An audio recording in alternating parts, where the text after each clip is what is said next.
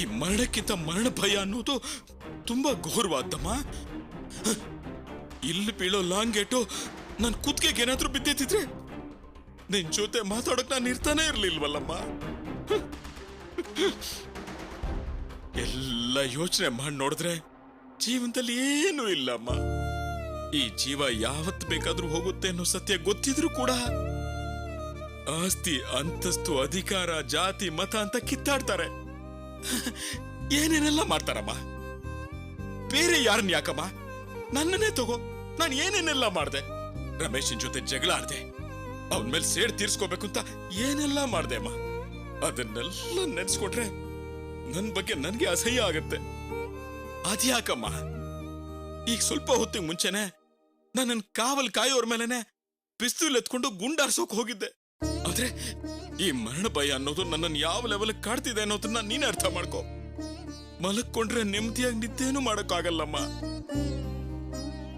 ಇಷ್ಟು ವರ್ಷ ನಾನು ಸಂಪಾದನೆ ಮಾಡ್ಕೊಂಬಂದಿದ್ದ ಗೌರವ, ದುಡ್ಡು, ಹೆಸರು ಎಲ್ಲ ಹೊರಟೋಯ್ತಮ್ಮ, ಎಲ್ಲ ಹೊರಟೋಯ್ತು.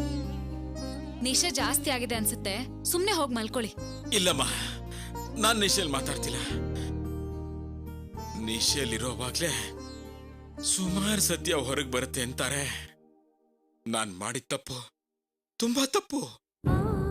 ಈ ರೌಡಿಸಂ ಬೇಡ, ನ್ಯಾಯ, ಪಂಚಾಯತಿ ಯಾವುದು ಬೇಡ ಅಂತ ನೀನು ನಿಮ್ಮಮ್ಮ ಹೇಳಿದ್ದನ ನಾನು ಕೇಳಲೇ ಇಲ್ಲಮ್ಮ. 4 ಜನ ನನ್ನ ಕಂಡ ಹೆದರೋದನ್ನ ನೋಡಿ ನನಗೆ ಗೌರವ ಸಿಗ್ತಿದೆ ಅಂತ ಅನ್ಕೋತಿದ್ದೆ.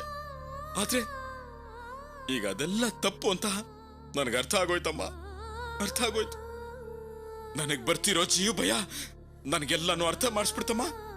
ಇನ್ಮೇಲೆ ನಿಮ್ಮಪ್ಪ ರೌಡಿಸಂ ಮಾಡೋದಿಲ್ಲ, ಯಾರಿಗೂ ಅನ್ಯಾಯ ಮಾಡೋದಿಲ್ಲಮ್ಮ. ನನ್ ಮಾತನ್ನ ನಂಬಮ್ಮ.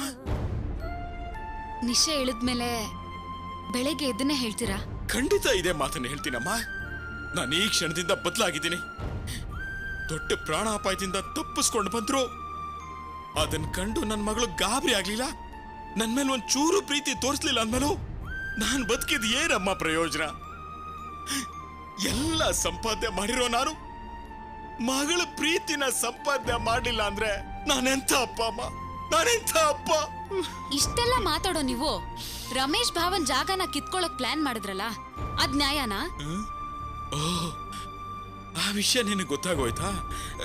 ನಾವು ಗೌಡನಲ್ಲಿ ಕೂತ್ಕೊಂಡು ಮಾತಾಡಿದ್ದೀನ, ನೀನ್ ಕೇಳಿಸ್ಕೊಂಡ್ಬಿಟ್ಯಾ? ಹೌದು, ಆಗ್ಲೇ ನಿಮ್ ಕತ್ತಿನ ಪಟ್ಟಿ ಹಿಡ್ಕೊಳ್ಳೋಷ್ಟು ಕೋಪ ಬಂದಿತ್ತು. ಆದ್ರೆ ನನಗ್ ನಾನೇ ಕಂಟ್ರೋಲ್ ಮಾಡ್ಕೊಂಡು ನಿಮ್ ಪ್ಲಾನ್ ವಿರುದ್ಧವಾಗಿ ನಾನು ಒಂದ್ ಪ್ಲಾನ್ ಮಾಡಿದೆ. ರಮೇಶ್ ಭಾವನ್ ಜಾಗನ ವಾಪಸ್ ಕೊಡ್ಸೋಣ ಅಂತ. ಈಗ ನೀವು ಕೂತ್ಕೊಂಡು ಸಮಾಧಾನವಾಗಿ ಮಾತಾಡ್ತಾ ಇದೀರಾ, ಅದಕ್ಕೆ ಕೇಳ್ತಾ ಇದ್ದೀನಿ. ಎಷ್ಟೇ ಆದ್ರೂ ನೀನ್ ನನ್ನ ಮಗಳಲ್ವಾ, ಅದಕ್ಕೆ ಎಷ್ಟು ಧೈರ್ಯದಿಂದ ಕೂತ್ಕೊಂಡು ಮಾತಾಡ್ತಿದ್ಯಾ. ನೀನ್ ಹೇಳಿದ್ ನಿಜಮ್ಮ, ನೀನ್ ಹೇಳಿದ್ ತುಂಬಾ ಕರೆಕ್ಟ್. ನಾನ್ ಮಾಡಿದ ತಪ್ಪು, ತುಂಬಾ ತಪ್ಪು ಆಯ್ತಮ್ಮ. ಈಗ ಹೇಳ್ತೀನಿ ಕೇಳು, ಇನ್ಮೇಲೆ ಯಾವುದೇ ಕಾರಣಕ್ಕೂ ಆ ರಮೇಶನ್ ವಿಷಯಕ್ಕೆ ನಾನು ತಲೆ ಹಾಕೋದಿಲ್ಲ.